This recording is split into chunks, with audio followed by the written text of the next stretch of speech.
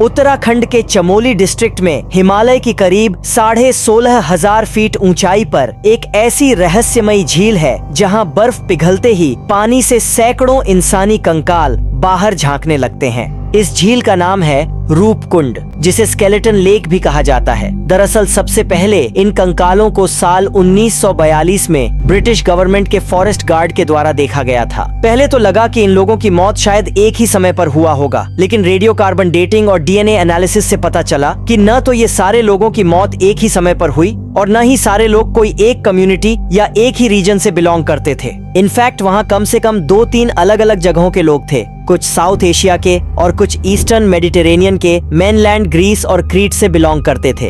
और इनकी मौत भी 2 अलग अलग समय पर और 2 अलग अलग घटनाओं में हुई होगी।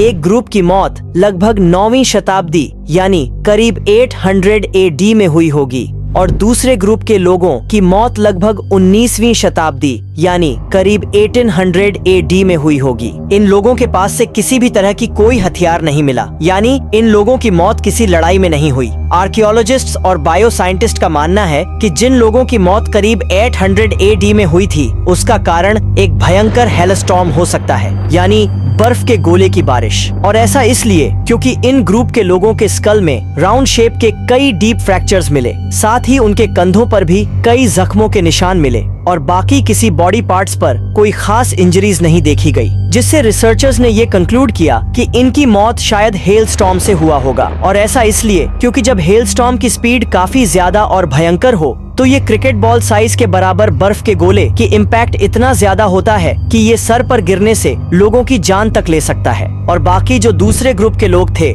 जिनकी मृत्यु करीब 19वीं शताब्दी में हुई होगी, उन लोगों की मौत का कारण आज तक पता नहीं चल पाया है। इस झील में अब तक करीब 300 से लेकर 500 तक मानव कंकाल मिले हैं और ऐसा माना जाता है कि ये लोग शायद यहाँ ट्रैवलिंग या नंदा देवी की तीर्थ यात्रा पर आए थे। हालांकि इसका भी एग्जैक्ट कारण आज तक पता नहीं चल पाया है।